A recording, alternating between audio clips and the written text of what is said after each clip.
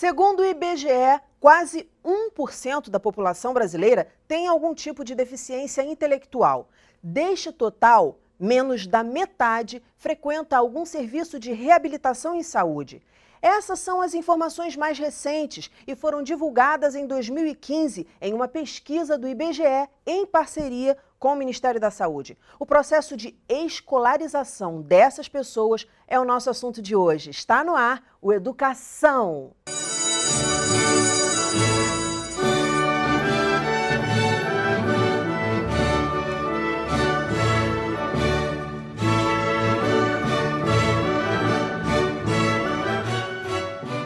Minhas convidadas são a professora adjunta da Faculdade de Educação da UERJ, Cristina Mascaro, e a professora de Sala de Recursos Multifuncionais na Prefeitura de Rio das Ostras, Tatiana Machado. Muito bem-vindas ao programa. A gente sabe, a gente já vem conversando aqui no Educação há muito tempo sobre educação inclusiva, sobre processos inclusivos, e a gente sabe que a gente não pode caracterizar um aluno, rotular um aluno por um aspecto, por um diagnóstico que ele tenha na área de saúde. Então, eu já quero começar falando isso para quem não está acostumado a assistir o Educação e também já expondo isso aqui no nosso papo. Mas eu gostaria sim de saber quais são as que até o pessoal em casa entender melhor, quais são as características, via de regra, que as pessoas com deficiência intelectual apresentam.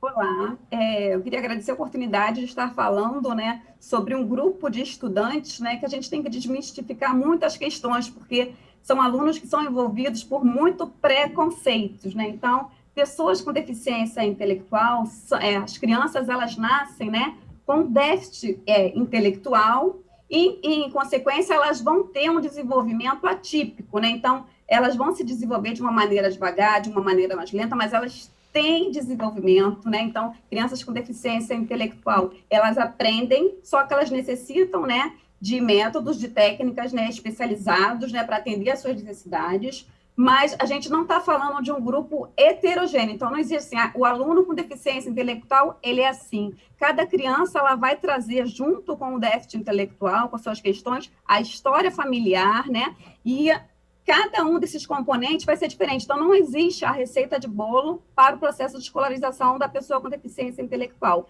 A gente sabe que a gente tem que ter atenção, ao que ela tem de limitação, o que precisa se desenvolver, A Associação Americana de Deficiência Intelectual, ela diz que uma pessoa, ela é considerada, assim, o funcionamento dela é melhor ou pior de acordo com as oportunidades de suporte e apoio que ela tem para o seu funcionamento.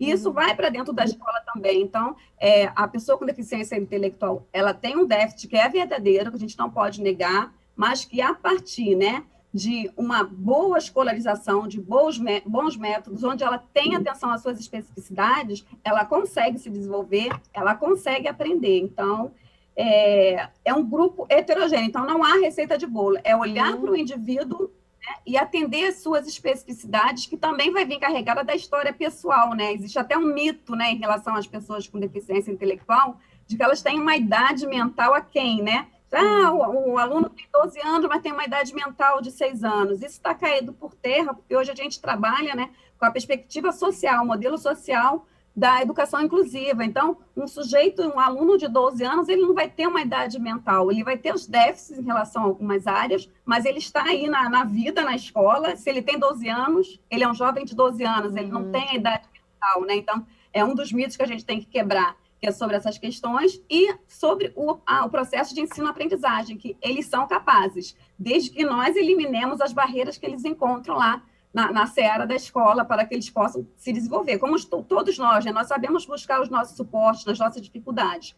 O aluno com deficiência intelectual é aquele que depende do nosso olhar, A gente tem, enquanto docente, a gente tem que olhar o que esse sujeito precisa para que ele possa avançar na escola. E a gente tem visto aí alguns estudos, alguns jovens que têm chegado à faculdade com deficiência intelectual, a gente analisa o itinerário formativo e a gente percebe que ele recebeu todo o suporte e apoio necessário, Não adianta a gente colocar uma criança na escola para dizer que faz a inclusão, se a gente não atende a especificidade. Exato, Então, só para ela estar ali, é a famosa integração, Você integra, ou seja, você coloca ali mas não está Você vai dizer que ela não participando. aprende porque ela tem deficiência intelectual, mas, na verdade, se ela não aprendeu, é porque nós não tivemos esse olhar em relação às necessidades daquele sujeito para que ele possa se desenvolver. Eu queria... E como a Cris falou, né, esse mito de que pessoas com deficiência intelectual, normalmente elas apresentam uma idade cronológica aquém da idade que elas apresentam, realmente esse mito está caindo por terra. E eu acho que também isso é recorrente das pesquisas e do olhar que está sendo voltado para essa pessoa com deficiência intelectual hoje em dia. Né? Porque a deficiência intelectual é um atraso no neurodesenvolvimento que inclui um déficit cognitivo, ligado a esse funcionamento intelectual, e um déficit adaptativo. Então, quer dizer que o indivíduo com deficiência intelectual, ele vai apresentar um atraso nas atividades que envolvem raciocínio lógico, resolução de problemas, que necessitem de algum tipo de planejamento prévio, que exijam tomadas de decisões, que apresentem um pensamento um pouco mais abstrato, conteúdos acadêmicos, né? E tudo isso vai impactar também no desenvolvimento adaptativo desse sujeito ao ambiente em que ele vive, né? Como atividades da vida diária, na comunicação, na participação social, no funcionamento escolar ou laboral. E aí, muitas vezes, essas atividades que o indivíduo apresenta, tanto na parte intelectual quanto na parte adaptativa ao ambiente, fez durante muitos anos que as pessoas os considerassem realmente aquém as possibilidades deles. Mas, na verdade, como a professora Cristina falou, se a gente ofertar o apoio necessário, se a gente ofertar umas condições adequadas para o ambiente, independente das limitações e dos atrasos que esses indivíduos apresentem, eles vão conseguir se desenvolver dentro da sua potencialidade, dentro do tempo de cada sujeito. Perfeito. E aí eu queria falar um pouquinho sobre essas demandas, né? As demandas da escola contemporânea em relação aos estudantes com deficiência intelectual. Mas antes disso, eu queria pontuar uma coisa que é super importante, porque a gente começou falando, o diagnóstico não é essencial para a escola. Ele é importante para o tratamento, né, dos estudantes que necessitam, mas ele não é essencial para a escola, porque é o que vocês falaram, né? É a questão de adaptação de métodos. Outras crianças que também não têm deficiência têm dificuldades em algumas áreas, em algumas disciplinas. Enfim, então cada um é uma pessoa diferente da outra, então a gente tem que trabalhar essas diferenças e ver como chegar em cada um desses sujeitos. Mas em termos de escola contemporânea, quais são as demandas que a gente tem para esse público? A chave, né, está na formação inicial e continuada dos docentes que vão estar com essas crianças na escola, depois vai estar na educação infantil, depois vai estar no ensino fundamental, ensino médio. Então, eu acho que tem que ter uma formação mais específica para a gente poder entender que hoje a gente, quando fala de escola, né, escola contemporânea, é aquela escola que tem que abarcar a diversidade, né? Se a gente olhar para séculos atrás, os bebês nasciam, não se mexiam, né? Hoje a gente quer que as crianças funcionem do mesmo jeito que no século passado numa escola. Então, quando a gente fala dessa demanda da prática diferenciada, quando a gente vai pensar em ensinar determinado conteúdo para um aluno com deficiência intelectual, às vezes na matemática ou na alfabetização, você vai olhar o planejamento que você faz, a aula que você prepara, ela é boa para toda a turma, né? Então, às vezes, só quando você para olhar, para atender a especificidade de um sujeito, você mostra que aquela aula, na verdade, ela pode ser assim para todos. Então, eu acho que a formação continuada, né, é a chave, os professores se prepararem para o seu planejamento, né? Que o planejamento hoje não dá para ser uma lista, né, do que se vai trabalhar, mas você tem que ter estratégias, você tem que pensar nos recursos, né? Tem que ser atrativo, né? Então, quando você vai ensinar algo para essas crianças ou para as outras crianças que acho que não têm deficiência, apesar de às vezes ter práticas arcaicas, ela aprende, né? Ela dá um jeito, ela consegue, se ela não compreendeu, dividir, vai ter uma explicadora, mas a criança com deficiência intelectual, ela se retrai, né? Então, eu acho que essa formação continuada, ela tem que ser voltada para práticas dinâmicas, né, para pensar no contexto da diversidade. Se eu sou professora de matemática, de português, eu tenho que estar sempre pensando, e o meu aluno que aprende um pouco mais devagar, e o meu aluno que precisa de um recurso mais imagético, de uma questão concreta, formar professores que pensem em planejar aulas dentro do contexto da diversidade, né? Ver quem está dentro da sala de aula, quais são as necessidades e os suportes, né? Não jogar isso para, é da educação especial. A educação especial é uma área de suporte muito importante. A gente tá, né? Eu sou professora da área de educação especial, mas a gente está pensando nos processos que a gente possa favorecer que o professor do ensino comum ensine aquele aluno com deficiência intelectual. Exatamente, que aquele aluno não seja... É uma só. Que aquele aluno não seja do professor de educação especial. O aluno é da escola. O professor de educação especial ele está ali como um facilitador também, como um suplemento, como um complemento, como a gente puder falar, mas enfim, algo que vai somar, que não vai se encerrar em si mesmo. Seria isso. Isso, e também o que não pode acontecer é o professor falar que ele não trabalha com esse aluno porque ele não tem preparo, porque ele não recebeu esse tipo de formação quando ele estudou, então, pelo fato dele não ser preparado, ele não sabe o que fazer, e aí não apresenta nenhum tipo de proposta diferenciada para os alunos com deficiência na sala de aula. Esse tipo de discurso ele não é mais aceitável, né? Na verdade, se a gente for parar para pensar, ninguém se preparou para trabalhar com a diversidade, mas a diversidade está dentro da sala de aula. E eu, como professor, eu escolho dar aula para pessoas. E não apenas para as pessoas que aprendem. Né? Quem é professor de pessoa no geral. Mas o que acontece muitas vezes é que o professor ele dá aula pensando naquele público que vai conseguir, que vai saber aprender e que vai conseguir aprender exatamente do jeitinho que ele ensinou. É esse tipo de pensamento que a gente precisa, aos poucos, ir quebrando dentro da área docente. Quem é professor de pessoas, e as pessoas elas são inúmeras, existe um número muito grande de variabilidade de alunos dentro da sala de aula, e eu, como professor, sou responsável por conseguir atender a toda essa demanda. Eu tenho formação adequada para isso? Na maioria das vezes, não. Mas esse discurso de que eu não vou fazer porque eu não tenho formação, não tenho preparo, isso não é aceitável, porque eu sou professora de pessoas, não apenas de pessoas que conseguem aprender. Perfeito, perfeito. E pessoas, como você falou, pessoas são diferentes, pessoas têm problemas, pessoas têm questões, né, não é nada controlável. Então, assim, você gosta de dar aula, você quer dar aula ou você não quer. Claro que a gente sabe que tem a questão do tempo, né, de professores que têm que trabalhar em várias escolas, e aí eu quero entrar na questão do planejamento individualizado, que eu sei que Cristina defende, Tatiana acredito que também defenda. E como é que fica isso? Porque a gente fala, tá, o professor tem esse compromisso, mas como é que é possível viabilizar isso, colocar isso na vida do professor, que já é uma vida muito louca, Cristina? A chave para uma boa aula, né, sempre, né, independente de onde eu esteja dando aula, já trabalhei com educação infantil, né, com crianças de primeira, quinta série, hoje trabalho com o curso de pedagogia, e eu sempre digo, né, eu tenho lá sempre o meu planejamento. Se eu não tiver um caminho, né, então, esse planejamento, né, o planejamento personalizado para um aluno, ele é um trabalho colaborativo da escola. Então, a gente ajuda, como a gente pode ajudar o professor? Né? Então, essa escola tem que ajudar a conhecer esse aluno, né, passar por processos de entrevista, conhecer a família, proporcionar que o professor tenha acesso a essas informações.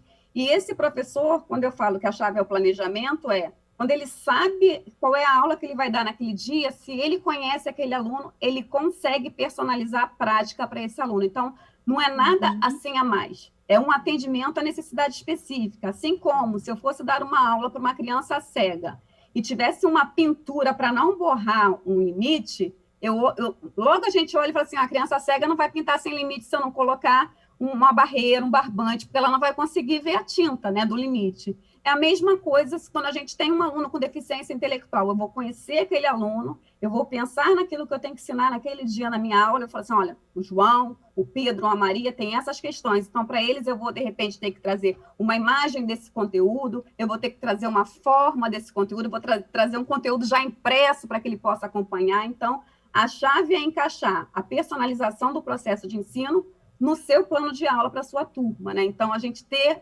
garantido para o professor esse momento de planejamento realmente e para aplicar. E que possa haver essa aproximação, né? Porque é interessante isso que vocês estão falando, que é conhecer o aluno.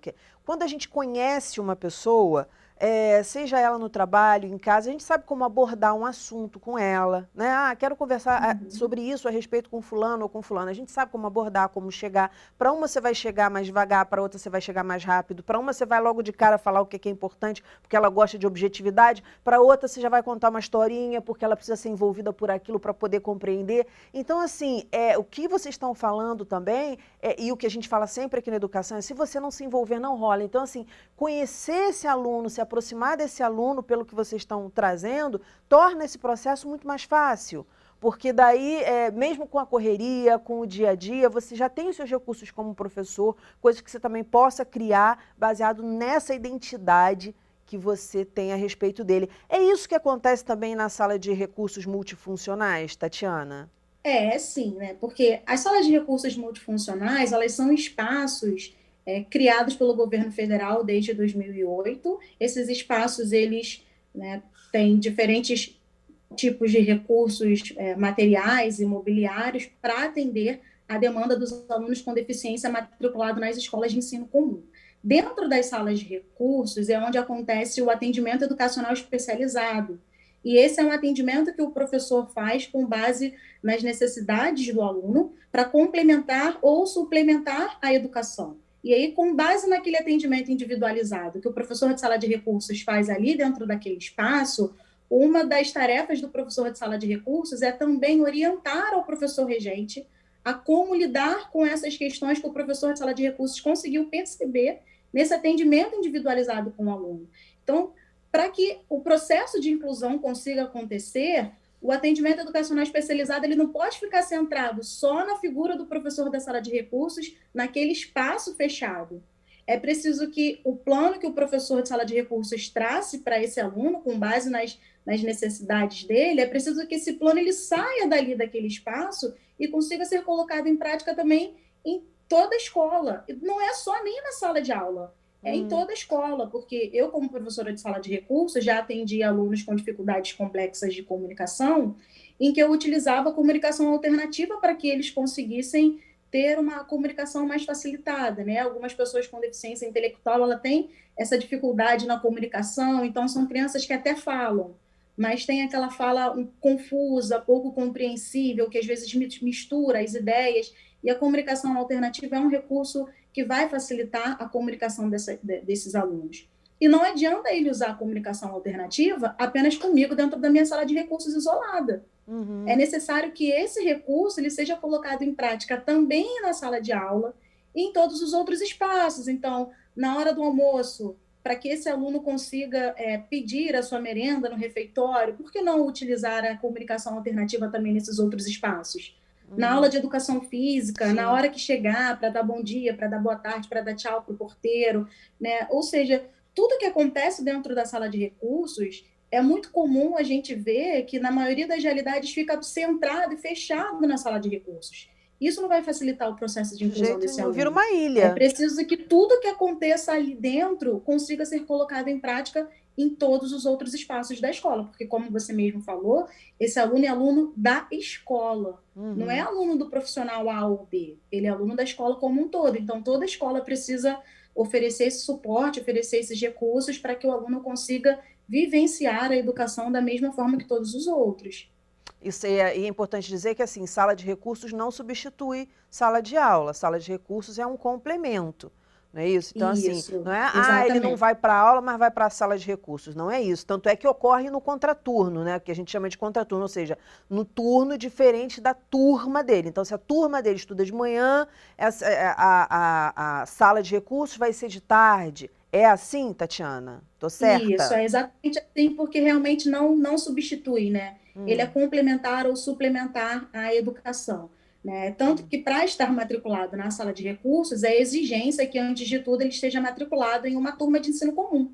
Então, o aluno ele não se matricula na sala de recursos apenas. Ele é matriculado na escola, e aí, por ser público-alvo da educação especial, ele tem o direito à dupla matrícula, que aí é a matrícula na sala de aula de ensino comum e também na sala de recursos, mas não existe essa possibilidade dele estar matriculado, dele frequentar apenas a sala de recursos multifuncionais. Ele tem que frequentar o ensino comum, né, junto com todos os outros alunos da sala, e no contraturno ele frequentar o AEE dentro da sala de recursos. Que é mesmo. atendimento Educacional educacional especializado. Eu queria que vocês dessem dicas, porque às vezes o professor fica, às vezes não, muitas vezes o professor fica desesperado, eu sei disso porque eu sou professora também, então a gente fica, né, porque dá aquela angústia. De saber, por exemplo, dicas de vocês para que o professor possa ter uma visão mais calibrada, mais apurada, porque muitas vezes pode-se pensar, esse aluno está assim, isso não é uma dificuldade, ele é preguiçoso, tem algum problema que está acontecendo em casa, os pais estão brigando, a mãe está sem, enfim, é a chefe de família e está sem dinheiro, ou não sei, alguma coisa na comunidade, a comunidade está violenta. Como é que a gente pode ir depurando isso? Porque às vezes também acontece tudo ao mesmo tempo, o aluno tem esse problema dessa deficiência, mas ele também está com um problema em casa, também tem problema na comunidade, quer dizer, qual a dica que vocês dariam para o professor, assim, porque não é a questão aqui da minha pergunta, não é o diagnóstico, não, mas como você vai abordar, a tua abordagem, as abordagens são diferentes, né, de acordo com os contextos, então os contextos têm a sua importância, eles não são marcantes e fundamentais, mas os contextos têm a sua importância. Que dicas vocês dariam? Eu acho que, no caso, enquanto professora de ensino comum, né, uma boa dica é estabelecer parceria, né, com alguém da educação especial, né? Você ter um contato em que você possa estar trocando, você ter uma referência, né, por exemplo, algum especialista na área de deficiência intelectual, que você possa estar trocando, que você possa estar contando o dia a dia, os seus desafios com esse aluno que está se apresentando e você não está tendo uma boa prática. Eu chamo que a gente só faz inclusão com rede de apoio, né? Então, a grande questão é você criar uma rede de apoio para fazer o seu trabalho. Então, você sozinho, o professor sozinho, ele não consegue realmente ter um bom êxito em relação às questões relacionadas a dar conta do processo de ensino-aprendizagem, dar conta dessas questões socioemocionais. Então, eu acho que a rede de apoio, né, com o especialista da educação especial, e o diálogo também constante com a família, buscar ter uma forma de estar sempre dialogando para a gente saber o que está acontecendo, né? Eu já tive problemas com aluna assim, que a aluna, de repente, né, com déficit intelectual, mas de repente ela travou, ela não me dava mais resposta nenhuma. E aí eu fui descobrir que os pais estavam passando por um processo de divórcio que ela nem conseguia falar o que estava acontecendo, né? Então a gente tem que ter esse diálogo. Diálogo é a chave, diálogo e rede de apoio. Nunca ficar sozinho, a gente sempre está buscando ajuda, né? Principalmente se você tiver um especialista para contar. Maravilha. E é tão importante isso que você falou, Cristina, porque nós, professores, a gente entra em sala, como é a gente que está em sala e estão os alunos, a gente sente meio que assim, eu estou sozinha aqui, né? Eu tenho que dar conta dessa turma, eu tenho que dar conta do desenvolvimento dela, enfim, dela em todos os aspectos aqui nesse ambiente. E é interessante isso, e aí a gente já falou, mas agora vou usar a expressão e a gente vai se aprofundar um pouquinho no ensino colaborativo, que é disso que a gente está falando o tempo inteiro. O aluno é da escola. Eu queria que vocês falassem um pouquinho mais como isso pode ocorrer na prática, porque muitas vezes para os professores, isso é lindo, é uma filosofia linda, mas aqui isso não vai acontecer porque na prática não funciona. Então, vocês como professores, eu queria ouvir a palavra de vocês em relação a isso. Na prática, como seria esse ensino colaborativo? Principalmente ele se baseia, depois a Tati pode falar um pouquinho dessa experiência em relação ao que acontece lá na rede, mas o princípio dele, né, do ensino colaborativo é que em uma turma, né, o princípio próprio que a gente chama até da bidocência, é que uma turma tenha, né, um professor do ensino comum e um professor especialista, e que juntos eles pensem nas estratégias de ensino para a turma como um todo, né? Isso é o sonho, mas não é a realidade que a gente consegue. Nós não conseguimos hoje dispor de estar com 2 profissionais do mesmo espaço, né?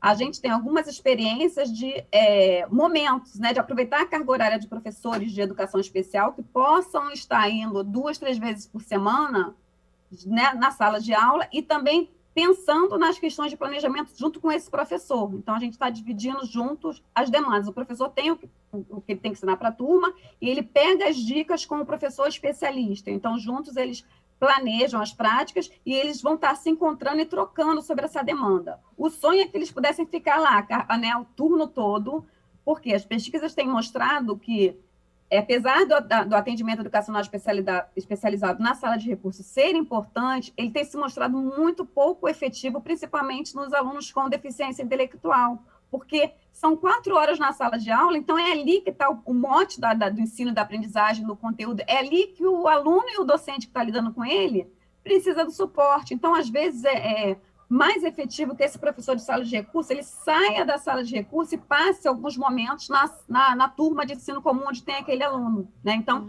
a gente tem que fazer os desenhos, né? De acordo com a demanda, tentar somar os esforços, né? Do professor que tem que ensinar o conteúdo, do professor que vai estar entendendo em relação às adaptações, às flexibilizações, a adaptação de material.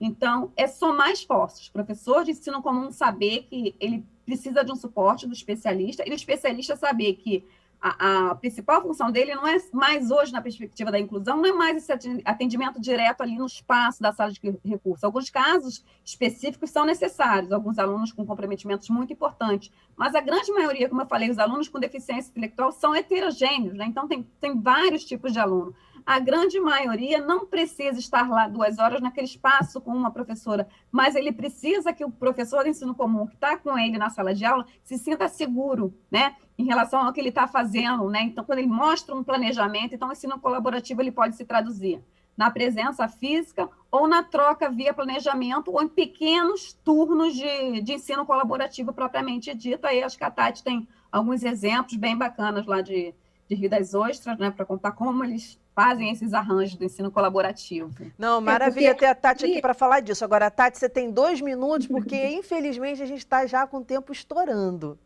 Nossa, passa muito rápido. Muito, Conversa quando é boa, passa rapidinho, né? Aqui em Rio das Ostras, como a professora Cristina falou, nossa realidade, infelizmente, ainda não é da realidade de ter um especialista dentro de todas as salas. Né? O que nós temos aqui é um único especialista para dar conta da demanda de toda a escola, que são os professores de sala de recursos lotados nas escolas municipais. Né? O que fazer, então? É tentar viabilizar momentos em que o professor de sala de recursos vai conseguir encontrar os professores da sala, os professores regentes da sala comum para essa troca de planejamento. E para isso, uma coisa é fundamental, né, que é a garantia de 1/3 em sala de aula que o professor tem, isso é garantia de lei, todo professor ele tem 1/3 para o atendimento direto aos alunos e o horário restante para planejamento e formação continuada. Se as prefeituras, se os municípios não garantirem esse percentual de 1/3 em sala de aula e o restante voltado para o planejamento, fica muito difícil que os profissionais, tanto os docentes da sala de ensino comum quanto os professores de sala de recursos, consigam se encontrar. Né? Então, hoje, o que a gente tenta fazer é viabilizar o encontro desses profissionais para que possa haver essa troca e orientação no planejamento. Porque muitas vezes o professor da sala de ensino comum ele se sente mesmo perdido. Muitos chegam sedentos, reconhecem o aluno, observam as individualidades do aluno, sabem, né, quais são as questões que o aluno apresenta, mas muitas vezes eles ficam perdidos em relação a qual é o melhor recurso a utilizar, qual é a melhor técnica, qual é o melhor meio de se chegar nesse aluno. Então, a troca no planejamento é fundamental para que esse professor consiga fortalecer as práticas de ensino dele dentro da sala de aula. A gente sempre fala aqui no Educação que tudo que envolve educação tem que estar todo mundo junto no mesmo barco e trocando informações. Professoras, muitíssimo obrigada pela participação no programa, parabéns pelo trabalho e voltem sempre para a gente conversar sobre esse assunto e outros. O nosso programa fica por aqui, mas na segunda-feira que vem tem muito mais às 9 horas da noite. Educação, se você não se envolver, já sabe, né? Não rola. Momentos de paz e até lá.